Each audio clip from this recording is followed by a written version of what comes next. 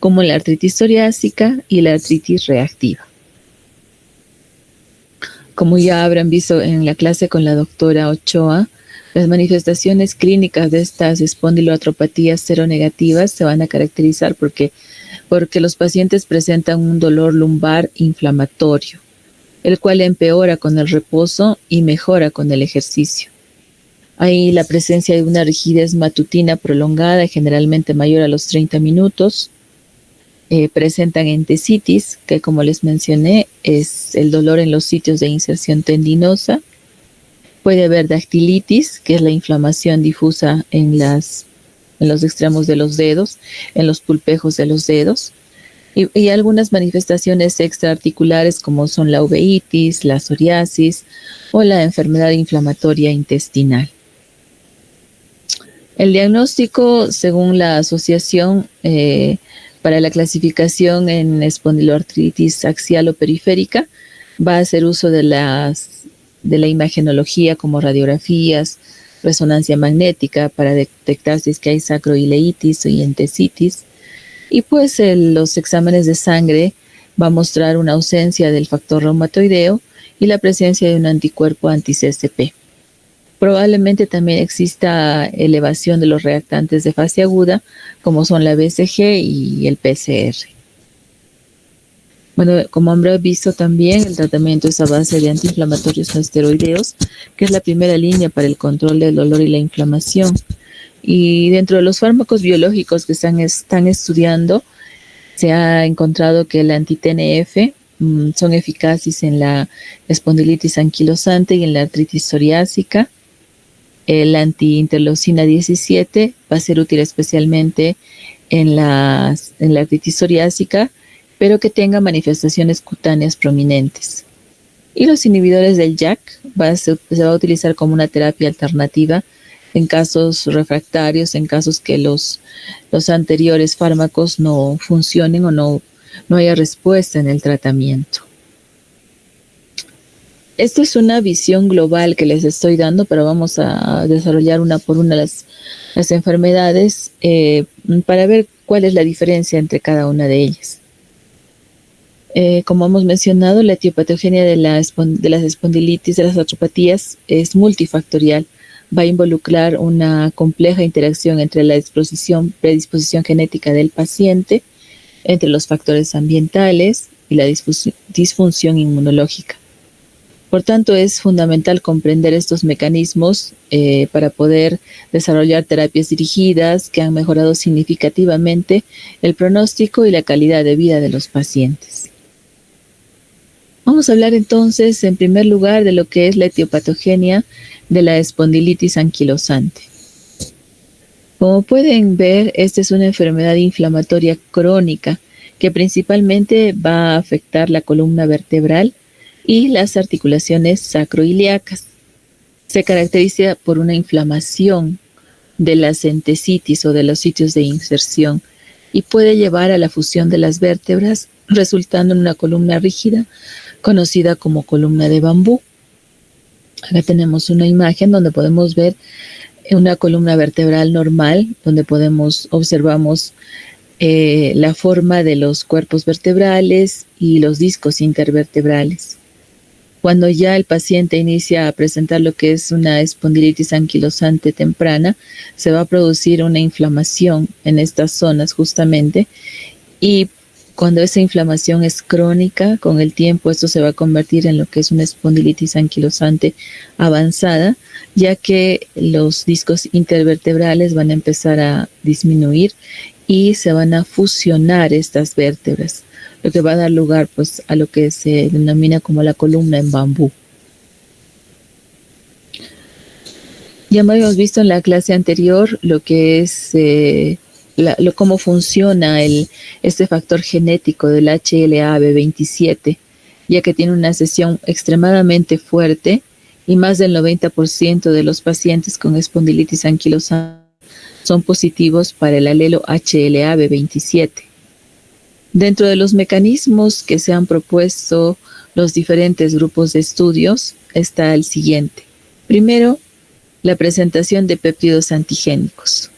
Se dice que este HLA-B27 va a presentar péptidos específicos, los cuales van a desencadenar una respuesta autoinmune. Este HLA-B27 puede formar homodímeros que van a activar las natural killers y los linfocitos T. Luego se va a producir una respuesta de proteínas mal plegadas, es decir, el mal plegamiento de este HLA-B27 en el retículo endoplásmico va a llevar a una respuesta de estrés celular. También se ha estudiado algunos otros genes implicados en la presentación o el desencadenamiento de la espondilitis anquilosante, como son el gen ERAP1, que es una aminopeptidasa, la cual va a estar asociada al retículo endoplásmico y que va a modular la longitud de los péptidos presentados por HLA-B27. El otro gen implicado es el IL-23R, que tiene un receptor de interleucina 23, que también va a estar implicado en la diferenciación de los linfocitos Th17. Y los genes RUNX3 y STAT3, que en este caso se han sido identificados como factores de transcripción que van a estar involucrados en la regulación de la respuesta autoinmune o la respuesta inmune. Entonces, también al haber alteraciones en estos genes, se ha visto que el desarrollo de esta inflamación crónica.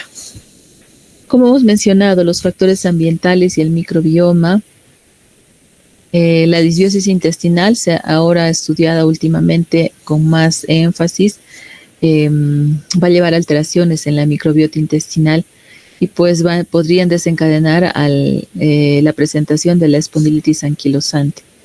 Y algunas infecciones también, como la Klebsiella pneumoniae, han sido asociados a espondilitis anquilosante, posiblemente a través del mimetismo molecular, es decir, que el organismo la Klebsiella y las células del propio organismo van a compartir algunos epítopes, los cuales van a hacer que el organismo pues ataque a su propio organismo. El eje interleucina 23 y L7, como ya hemos explicado, es una característica de todas las artropatías seronegativas. Las células Th17 van a producir interleucina 17, citoquina proinflamatoria. La interleucina 23 va a promover la expansión y mantenimiento de estas células, de estos linfocitos Th17. Y actualmente el identificar este mecanismo de inflamación ha sido utilizado como un target terapéutico, es decir, actualmente se utilizan los inhibidores de la interleucina 17 como el secukinumab, que han demostrado eficacia en el tratamiento de la espondilitis anquilosante. Y la entesitis, que va a ser la inflamación donde los tendones y los ligamentos se insertan en el hueso, y en este caso las células implicadas para producir esta inflamación serían los linfocitos T y los macrófagos, básicamente en las entesitis o en los lugares donde se insertan los tendones y los ligamentos. También se ha visto que va a haber una remodelación ósea. En este caso, los fibroblastos en la espondilitis anquilosante van a contribuir a la inflamación y a la osificación anormal en las zonas de las entesis, en las zonas de las uniones.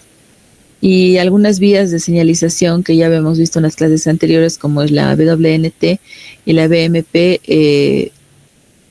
junto con el factor de crecimiento beta, también van a estar implicados en la diferenciación osteogénica de los fibroblastos.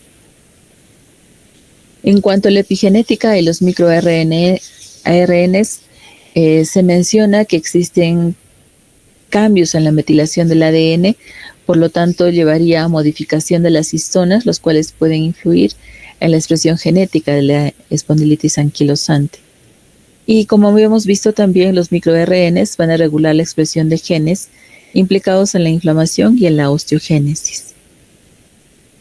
En conclusión, esta patología, la etiopatogenia de la espondilitis anquilosante, es multifactorial, involucrando una compleja interacción entre los factores genéticos, los factores ambientales, la disbiosis intestinal y la función o la disfunción inmunológica. Y comprender estos mecanismos ha permitido el desarrollo de terapias dirigidas que han mejorado significativamente el pronóstico de los pacientes. La segunda enfermedad de este grupo de artropatías seronegativas es la artritis psoriásica. Esta artritis psoriásica pues es una enfermedad inflamatoria crónica también que va a afectar las articulaciones y va a estar asociada con pacientes que han sido diagnosticados con psoriasis. Y básicamente se caracteriza por inflamación en la centesis. Va a presentar dactilitis, desde alteración en las uñas, el dedo de salchicha, la destrucción del cartílago articular, lo que lleva a un dedo acortado. Si esta enfermedad no se tratará adecuadamente, pues vamos a presentar todas estas alteraciones en los pacientes que ya han sido diagnosticados con psoriasis. Los factores genéticos que involucran a esta enfermedad también casi son muy parecidos. El HLA-B27 está presente en un 40-50% de esos pacientes con artritis psoriásica y su presencia del HLA-B27 se ha asociado con un inicio más temprano y una mayor severidad de la enfermedad. Algunos otros alelos que están asociados a esta enfermedad son el HLA-B08, el HLA-B38, HLA-B39. También se ha implicado en pacientes que son susceptibles de presentar artritis psoriásicas. Otros genes implicados están el IL-23R, que tiene un receptor de interleucina 23, que básicamente va a estar implicado en la diferenciación de células de linfocitos TH17, el TNF-AIP3, que regula la respuesta inflamatoria y la apoptosis, el TRAF33 IP2, que participa en la señalización de la liberación de interleucina 17, y el factor kappa beta. Entonces, si bien es cierto que comparten lo que es el HLA-B27, también están involucrados otros alelos genéticos y otros genes, ¿no?, que en esta enfermedad. Se repite acá lo mismo, los factores ambientales y el microbioma. Se ha mencionado que algunas infecciones bacterianas y virales podrían desencadenar la artritis psoriásica en individuos que están genéticamente predispuestos. La alteración de la microbiota podría contribuir al desarrollo de la enfermedad y traumas repetitivos en la centesis podrían iniciar la inflamación en sitios predispuestos en estos pacientes. Nuevamente acá tenemos como mecanismo inmunológico el eje interleucina 23, que promueve la expansión y mantenimiento de los linfocitos TH, la interleucina 17, que es producida por esos linfocitos T-helper 17, que es una citocina proinflamatoria, que es clave en la presentación de la artritis psoriásica, la cual va a contribuir a la inflamación y a la destrucción articular. Entonces, dentro de las células que están implicadas en estos mecanismos inmunológicos, van a estar los linfocitos T-helper 17, las células dendríticas que presentan los antígenos y producen interleuquina 23, los macrófagos y neutrófilos que van a contribuir en este caso a la inflamación en el espacio sinovial. También va a existir remodelación ósea y entesitis. Va a haber osteoproliferación, es decir, formación de hueso nuevo en los sitios de las entesitis, llevando a la anquilosis. Va a haber osteoclastogénesis, es decir, se activan los osteoclastos, los cuales contribuyen a la erosión o destrucción ósea. En cuanto a la epigenética y los microRNs, se ha encontrado que el microRN 203, la asociación de se presenta con mayor producción de citoquinas proinflamatorias en la artritis psoriásica. Y las modificaciones epigenéticas van a llevar a cambios en la metilación del ADN y por lo tanto modificaciones de histonas, los cuales podrían influir en la expresión genética relacionada con la inflamación. Dentro de las comorbilidades asociadas a la artritis psoriásica, se ha encontrado una fuerte asociación entre la enfermedad inflamatoria intestinal y la artritis psoriásica, ya que se ha encontrado que compartirían mecanismos inmunológicos similares. Y en los pacientes con síndrome metabólico se ha evidenciado mayor prevalencia con artritis psoriásica, lo que podría agravar la inflamación sistémica. Desde ya sabemos que un paciente con síndrome metabólico pues es un paciente obeso, es un paciente con triglicéridos altos, glucosa alta, que está en un estado de inflamación crónica. Por lo tanto, aparentemente habría una asociación entre esa inflamación crónica y el desarrollo de la artritis psoriásica. El tratamiento de esta enfermedad, actualmente se están utilizando los inhibidores TNF-alfa, que se han mostrado eficaces en la reducción de la inflamación y especialmente en la prevención del daño articular. Se están utilizando los inhibidores de la interleucina 17 como secukinumab, que ha mostrado eficacia en la artritis psoriásica, inhibidores de la interleucina 23 como ustekinumab, dirigidos al eje interleucina 23, interleucina 17, e igualmente se están utilizando los inhibidores JAK, que son fármacos orales que van a bloquear la señalización de las citoquinas inflamatorias, especialmente en algunos casos que son refractarios al tratamiento de primera línea. En conclusión, la artritis psoriásica, igual que la anterior, es multifactorial, involucra una compleja interacción entre la predisposición genética del individuo, los factores ambientales, la disbiosis intestinal y la disfunción inmunológica. Y también es importante comprender esto para las personas que hacen investigación, lo que ha permitido el desarrollo de terapias dirigidas y que han mejorado también significativamente el pronóstico de los pacientes.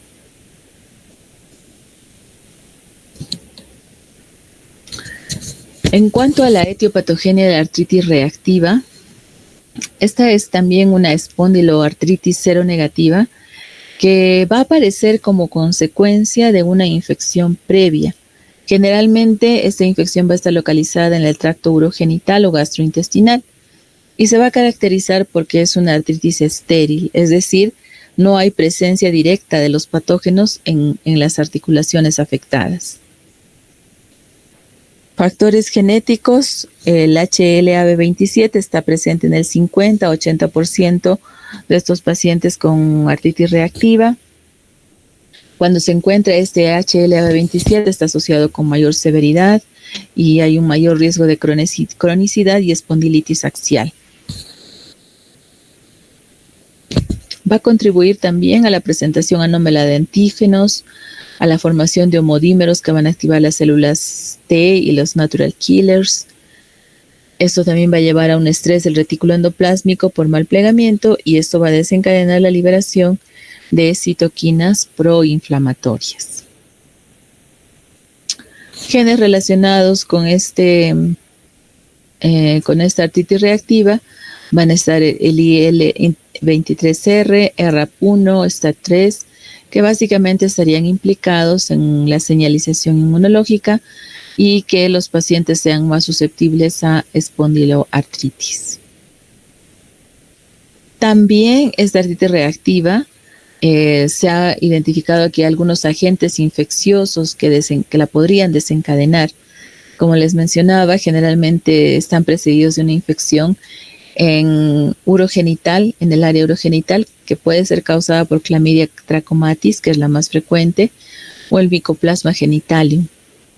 O si se presenta una infección gastrointestinal, puede estar causada por la Salmonella saprófita, la Shigella saprófita, el Campylobacter jejuni o la Yersinia enterocolítica. Y en la mayoría de los casos, los síntomas articulares van a aparecer en 1 a 4 semanas después de que presentan estas infecciones urogenitales o gastrointestinales. Dentro de los mecanismos inmunológicos que están involucrados en la presentación de esta artritis reactiva, va a estar el mimetismo molecular, es decir, que antígenos bacterianos van a compartir epítopos con proteínas humanas. Por lo tanto, se va desencadenar una activación cruzada. El otro mecanismo, la persistencia de antígenos bacterianos, es decir, el ADN o los lípidos bacterianos pueden permanecer en la sinovia, lo que va a generar, desencadenar que existe una estimulación crónica para la inflamación. Mecanismo, respuesta de los linfocitos TCD8 y los natural killers, estimuladas por complejos del HLA-B27 con péptidos bacterianos.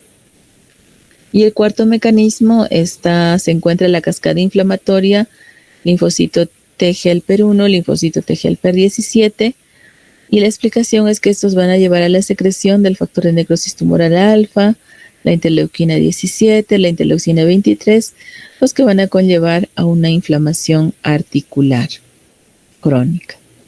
Entonces, estos son los mecanismos que estarían involucrados en la presentación de esta artritis reactiva. También se habla de que hay una inflamación sinovial con infiltrado de células T, macrófagos y linfocitos B en esta artritis reactiva. Y la presencia de las citoquinas proinflamatorias, como el factor de necrosis tumoral alfa, la interleucina 6, la interleucina 1 beta, el eje interleucina 17 y interleucina 23, que es importante porque cuando se activa este eje es cuando se perpetúa la cronicidad. Y también va a existir la estimulación de los osteoclastos vía el ligando RANK, ¿no? Como ya hemos mencionado, lo cual va a llevar a una erosión ósea en la mayoría de los casos crónicos. ¿Y cuál es el papel del microbioma? Pues también alteraciones en la microbiota intestinal y urogenital podrían modificar la tolerancia inmune y favorecer de esa manera la inflamación sistémica en estos pacientes. La presentación clínica. En este caso, la artritis reactiva puede abarcar diferentes áreas. Puede presentarse como una artritis articular que va a abarcar rodillas, tobillos. Puede haber una entesitis en la parte del calcáneo generalmente. Puede haber una dactilitis, inflamación en los extremos distales de los dedos. En estos pacientes sí pueden presentar uretritis o cervicitis. Puede haber conjuntivitis o uveitis. Y en algunos casos pueden haber lesiones mucocutáneas, ¿no? Como la queratodermia blenorrágica o la balanitis circinada. Como hemos mencionado, esta patología, pues, al hacer la punción articular y al estudiar el líquido no se va a encontrar el agente patógeno en las articulaciones, ¿no? Ya que procede de otro lugar de infección. Entonces, en conclusión, podemos decir que esta artritis reactiva se origina también por una combinación de factores genéticos. Nuevamente, es importantísimo la presencia del HLA-B27. La respuesta inmunitaria que está desregulada frente a una infección previa. Y en ausencia de infección activa intraarticular. Entonces, no hay una infección en la articulación. Y también acá el eje interleucina 23 y interleucina 17, la persistencia antigénica van a presentar o van a jugar un papel muy preponderante en su fisiopatogenia y en su progresión, ya que están involucrados varios mecanismos como hemos mencionado y donde perpetúan esta inflamación crónica en estos pacientes.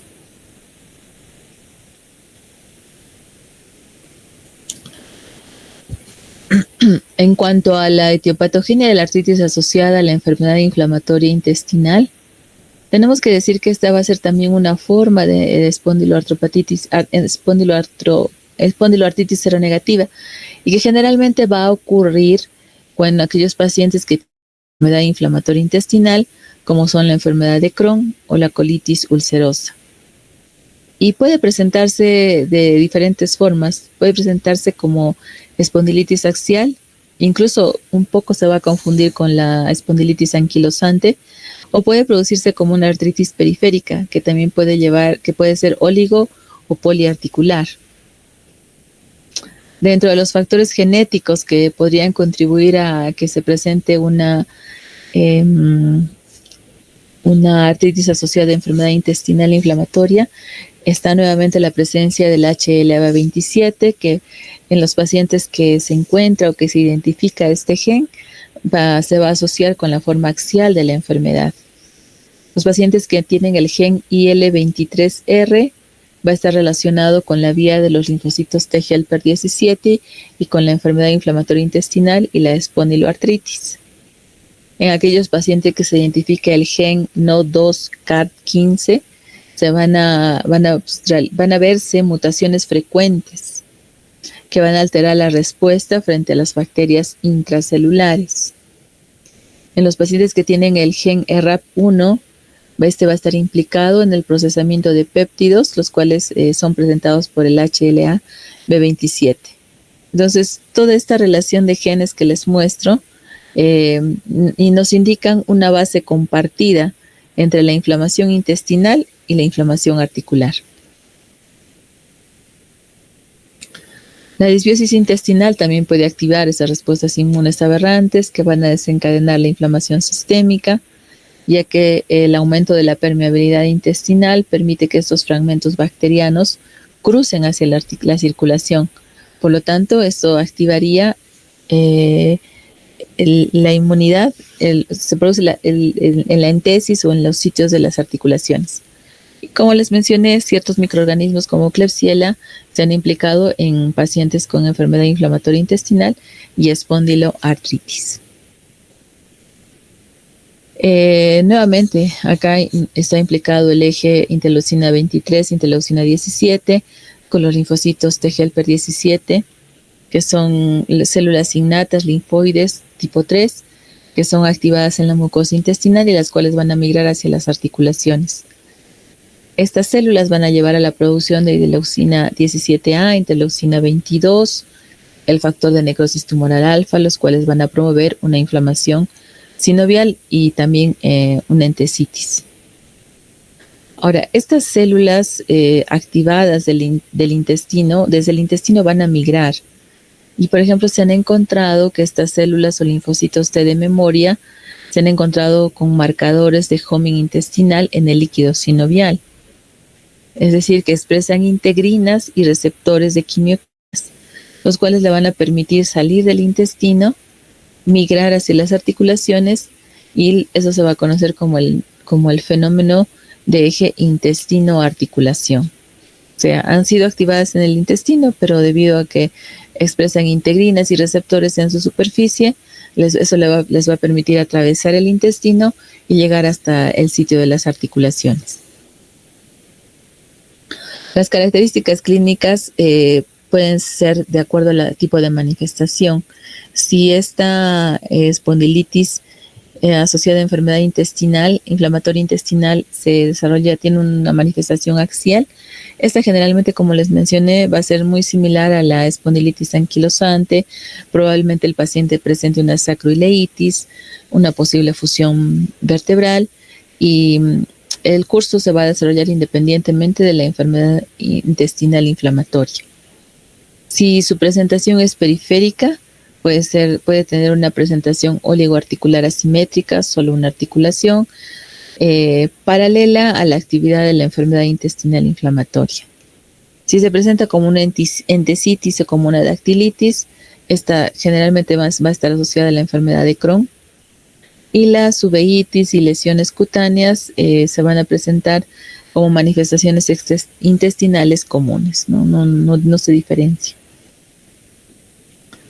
Y comprender todos estos mecanismos de la etiopatogenia de la enfermedad va a llevar a la producción de fármacos antiinflamatorios como anti-TNF, como el infliximab, el adalimumab, que son útiles para ambas entidades. Los inhibidores de la interleucina 12-23, como el ustekinumab y el JAK1, también podrían controlar tanto la enfermedad intestinal inflamatoria como la artritis. Y algunos anti-interleucina 17 no se recomendarían porque en la enfermedad inflamatoria intestinal, porque al contrario exacerbarían esta inflamación a nivel del intestino. En conclusión, la artritis asociada a enfermedad inflamatoria intestinal va a reflejar una profunda relación entre la mucosa intestinal y el sistema osteoarticular, mediada por factores genéticos, inmunológicos y microbianos.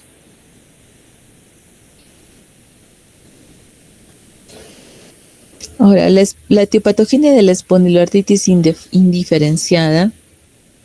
Este es un tipo del espectro de las espondiloartritis seronegativas y en el cual el paciente va a presentar algunas manifestaciones clínicas sugestivas de espondiloartritis, pero no cumple criterios completos para otras entidades específicas, como la espondilitis anquilosante, como la artritis psoriásica.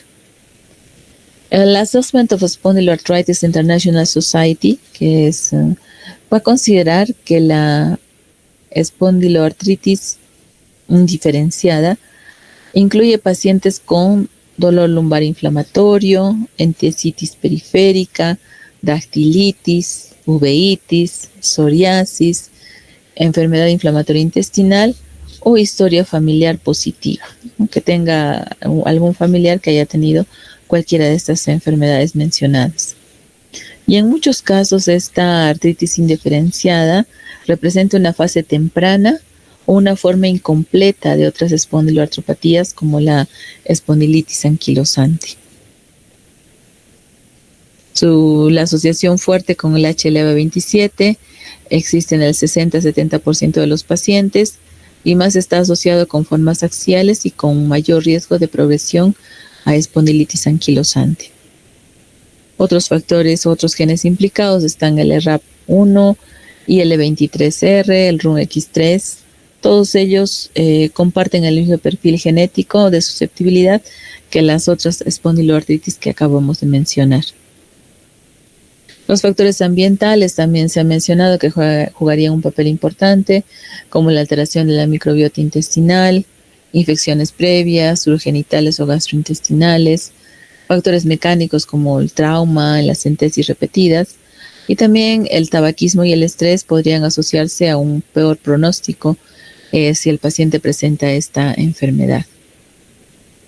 Factores inmunológicos, nuevamente está acá el eje interleucina 23, interleucina 17, la entesopatía, la zona anatómica blanco de la espondilitis indiferenciada se va a dar porque existe un infiltrado de células T, macrófagos, la producción de mediadores inflamatorios y esto va a llevar a edema y a neoformación ósea. La evolución clínica de estos pacientes es que algunos permanecen estables por años, pero otros, como lo hemos mencionado, podría ser que esta espondiloartritis indiferenciada solamente sea el inicio de otra patología y pueden progresar a espondilitis anquilosante, pueden progresar a artritis psoriásica o pueden progresar a espondiloartritis relacionada con enfermedad inflamatoria intestinal.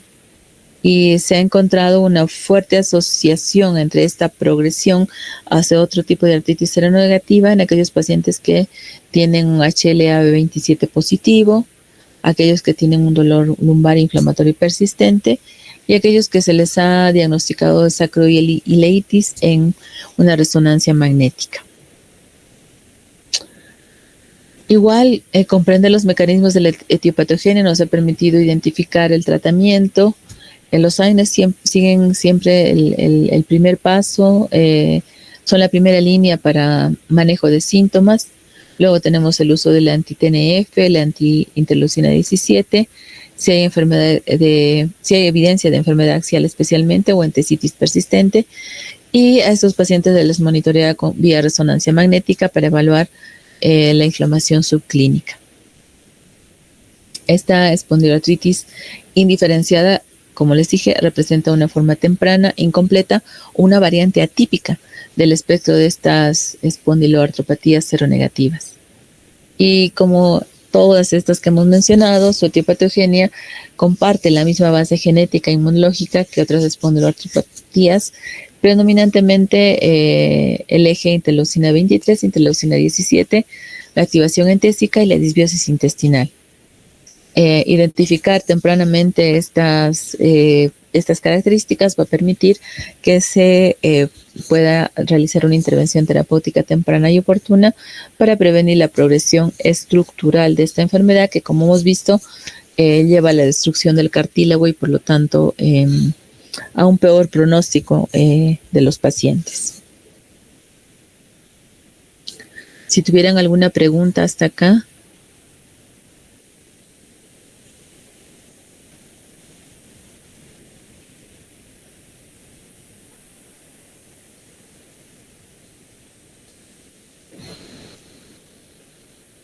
Continuamos entonces.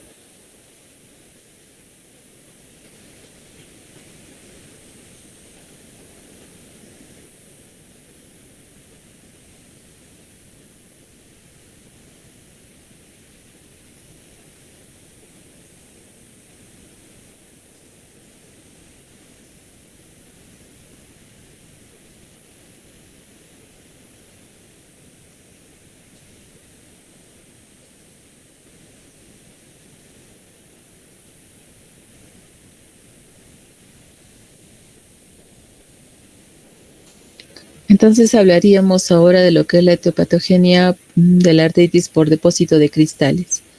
Se ve la pantalla, ¿verdad? Sí, doctora. Gracias. Esta artritis por depósito de cristales también va a ser un grupo de enfermedades inflamatorias, siempre involucrando las articulaciones, las cuales van a estar causadas por la acumulación de ciertos cristales en estos sitios, y existen tres formas. Primero está la gota, debido al depósito de cristales de urato monosódico.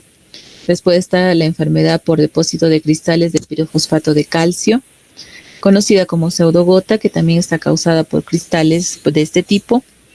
Y en tercer lugar tenemos a la artropatía por cristales de fosfato básico de calcio, que también estaría asociada a osteoartritis y otras enfermedades degenerativas.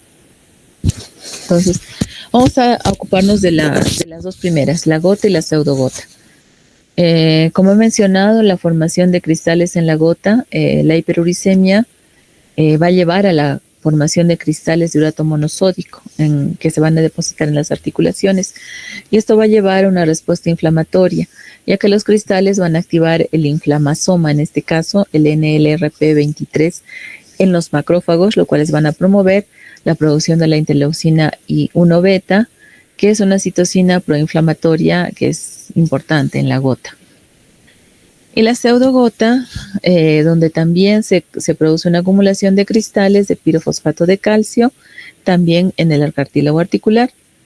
Su respuesta inflamatoria es similar a la gota. Los cristales también van a activar el inflamasoma, el NLRP3 y la producción de interleucina 1 beta, aunque los mecanismos exactos no, pueden variar un poco. Entonces, nosotros sabemos que el ácido úrico es el producto final del metabolismo de las purinas. Y cuando su concentración en sangre supera el umbral de solubilidad, que es de 6.8 miligramos por decilitro, puede cristalizar como urato monosódico. ¿Cuáles son los factores contribuyentes para que el paciente presente gota? Uno sería la producción excesiva, es decir, que el paciente tenga una dieta rica en purinas, consumo de alcohol excesivo o algunas enfermedades mieloproliferativas.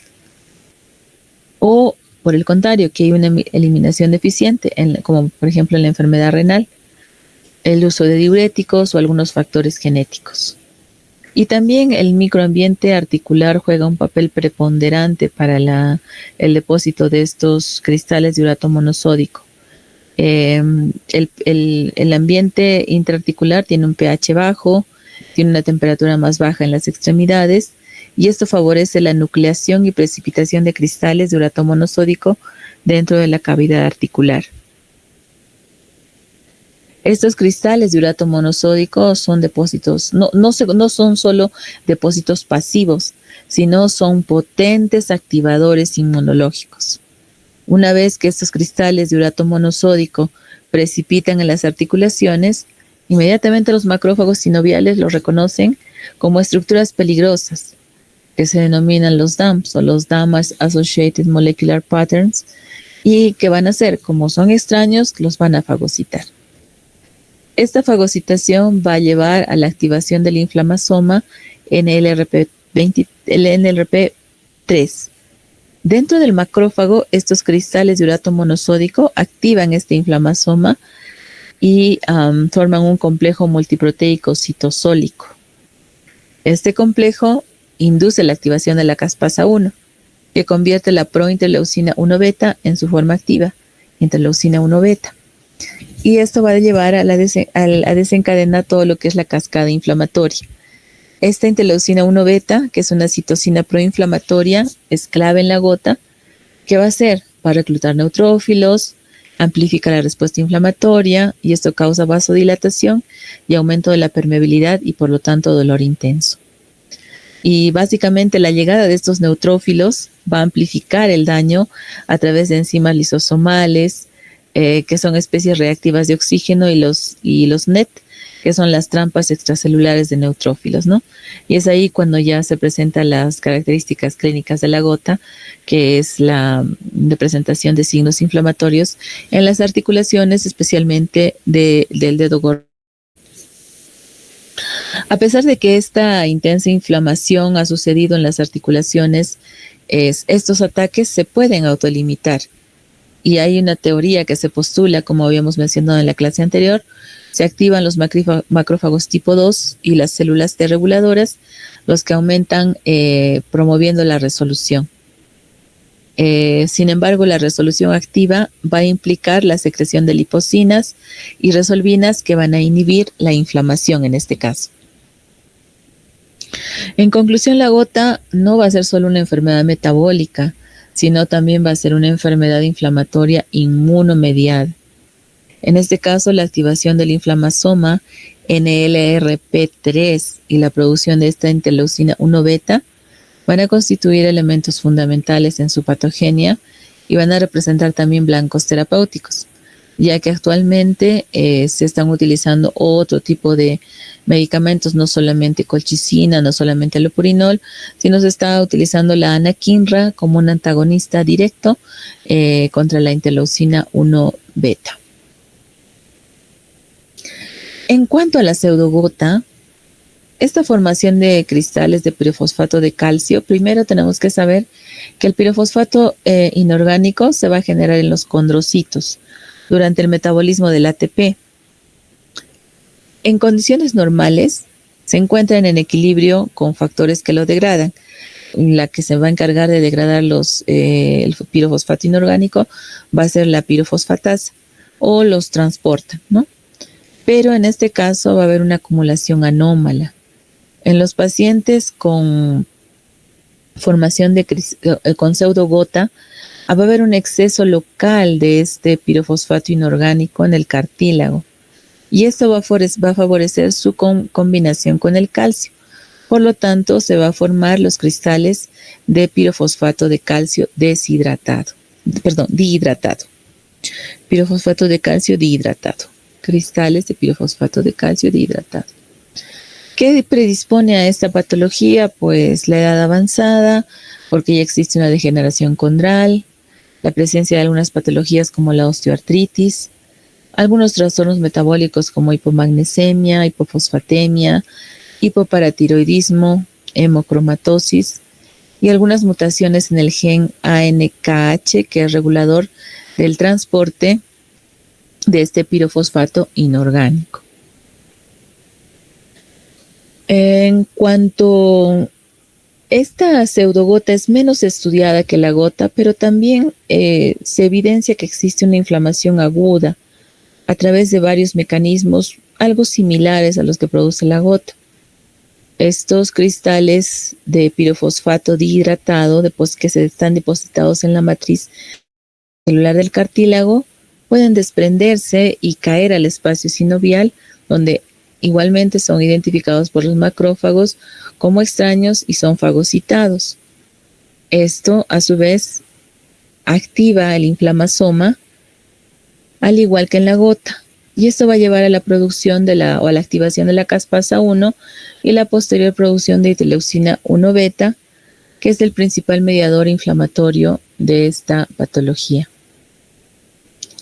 Y la reacción inflamatoria se va a deber a la presencia de la interleucina 1 beta, que va a inducir una respuesta inflamatoria local. Por lo tanto, sabemos que donde hay inflamación se va a producir aumento de la permeabilidad vascular, la infiltración de los neutrófilos, el dolor, el edema y el calor articular. Vemos acá unas diferencias clave con la gota. En la gota el tipo de cristal es el urato monosódico. En la pseudogota el pirofosfato de calcio. en el microscopio el estudio de estos cristales, en la gota presenta una birefringencia negativa fuerte. En cambio, en la pseudogota esta birefringencia es positiva débil. La gota generalmente se presenta en la primera articulación metacarpofalángica. En cambio, la pseudogota se presenta en la rodilla, en la articulación de rodilla o muñeca. Y en cuanto a los factores desencadenantes, generalmente la gota se desencadena por la dieta excesiva o el alcohol. Y al contrario, la pseudogota generalmente es desencadenada por un traumatismo o se presenta posterior a una cirugía. Como no se conocen bien en este caso los mecanismos de resolución de la pseudogota, pero al igual que la gota, se ha demostrado que la disminución de la inflamación podría asociarse a apoptosis de neutrófilos o activación de los macrófagos tipo M2 que son antiinflamatorios o a la producción de resolvinas y lipoxinas. En conclusión, podemos decir que la pseudogota, aunque clínicamente podría ser similar a la gota, tiene una fisiopatología propia, la cual está relacionada con la regulación del pirofosfato y el metabolismo del cartílago. Y también el inflamasoma NLRP3 y la interleucina 1 beta son protagonistas en la respuesta inflamatoria, lo que también justificaría el uso experimental de los inhibidores de la interleucina 1 en algunos casos severos o refractarios de estos pacientes. Factores de riesgo para la gota están la hiperuricemia, como les he mencionado, cuando ya excede su valor de solubilidad, que es de 6.8, esto se precipita.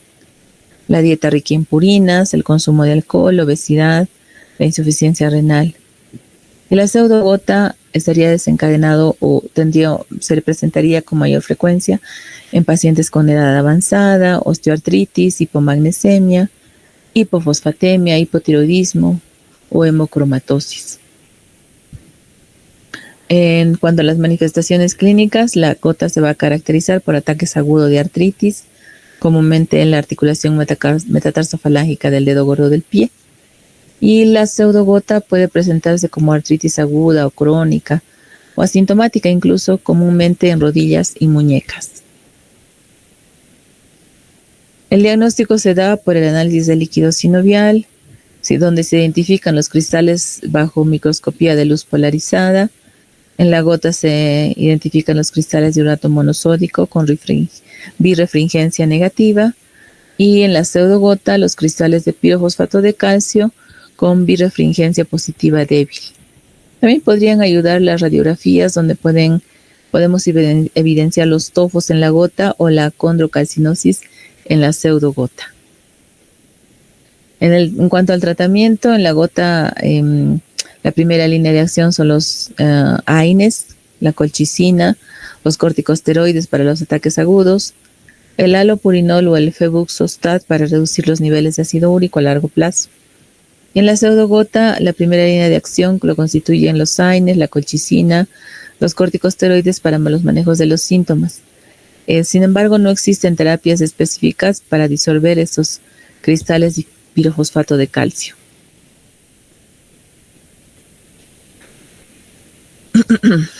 Es un tema cortito, pero muy interesante el poder diferenciar estas dos patologías, ya que actualmente, debido al incremento del síndrome metabólico y la diabetes, la obesidad, la diabesidad, actualmente tenemos bastantes casos de gota y pseudogota en nuestra región. Y terminamos con este último tema, que es la etiopatogenia de la fiebre reumática. Bueno, como ya han visto, esta es una enfermedad inflamatoria también sistémica, no supurativa, que aparece como respuesta inmune anómala a una faringitis estreptocócica no tratada. Por lo tanto, afecta principalmente algunas áreas como el corazón, produciendo una carditis, articulaciones que puede llevar a una artritis migratoria, el sistema nervioso central que puede causar corea, o la piel que puede evidenciarse o que puede presentarse como un eritema marginado y nódulos subcutáneos. El agente desencadenante de la fiebre reumática es el coco gran positivo beta hemolítico, el Streptococcus pyogenes. Su principal factor de virulencia va a ser la proteína M. Esta proteína va a compartir epítopos con tejidos humanos, lo que va a facilitar el mimetismo molecular, produciéndose una reacción cruzada, ¿no? Y la infección faríngea por este Streptococcus pyogenes puede desencadenar una respuesta inmunitaria anómala, especialmente en individuos susceptibles, porque la mayoría de las personas han sufrido una infección por Streptococcus pyogenes, pero no todos han desarrollado, ¿no?, una fiebre reumática. Dentro de la etiopatogenia se postula la teoría del mimetismo molecular, lo que les decía, ¿no? Esta proteína M del Streptococcus pyogenes comparte similitudes estructurales con proteínas del huésped, como la miosina cardíaca, la laminina y la tropomiosina. Esta similitud compartida entre las estructuras proteicas del huésped lleva a una respuesta autoinmune cruzada, donde nuestro sistema o el sistema inmunológico de la persona ataca tanto al patógeno como a los tejidos propios. También se activa el inflamasoma debido a que los componentes del Streptococcus pyogenes como la streptolicina O pueden activar este inflamasoma en los macrófagos, y esta activación nuevamente va a llevar a la producción de la interleucina 1 beta, que es la citoquina proinflamatoria clave en la patogenia de la fiebre reumática. También se ha observado que podría haber una respuesta adaptativa, es decir, que los linfocitos TCD4 podrían ser específicos con la proteína M, van a infiltrar el endocardio y el miocardio. En este caso, los linfocitos B también producen autoanticuerpos que reaccionan con antígenos cardíacos, contribuyendo al daño tisular. En cuanto a qué tipo de daño se produce, se van a producir la presencia de los nódulos de Aschoff, que son característicos de la carditis reumática. Se va a producir inflamación de las válvulas cardíacas, mitral, aórtica, los cuales van a llevar a regurgitación valvular y a largo plazo puede llevar a enfermedad cardíaca reumática crónica. Y en el sistema nervioso central, como les mencioné, la presencia de autoanticuerpos que puede provocar la corea de Sydenham, que es una manifestación neurológica, en este caso de la fiebre reumática.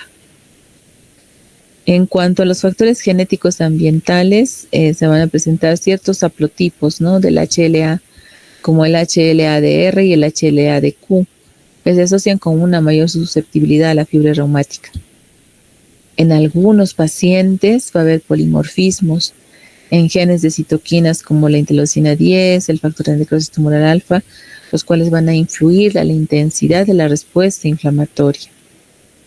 También van a haber factores ambientales, como condiciones de hacinamiento, por ejemplo, acceso limitado a atención médica. Todo esto aumenta el riesgo de estas infecciones estreptocócicas no tratadas y por ende la fiebre reumática. ¿Cuáles son las implicancias clínicas de esta etiopatogenia?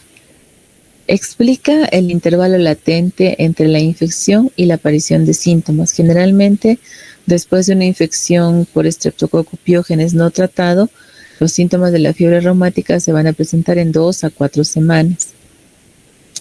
Se justifica el uso de profilácticos como antibióticos, penicilina, en niños con faringitis estreptocócica, y apoya el uso de antiinflamatorios y corticoides en las carditis. En conclusión, esta fiebre reumática es una enfermedad mediada por mecanismos inmunes, donde el mimetismo molecular va a llevar a un ataque autoinmune multisistémico, donde la identificación precoz y el tratamiento de la faringitis estreptocócica son esenciales para prevenirla.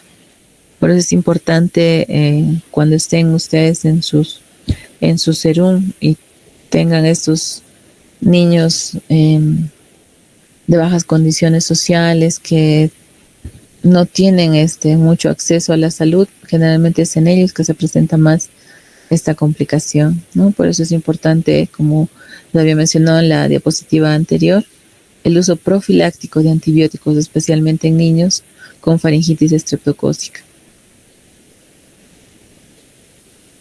Muy bien, muchachos, eso es todo lo que tenía para compartir con ustedes. Si tienen alguna consulta, alguna pregunta,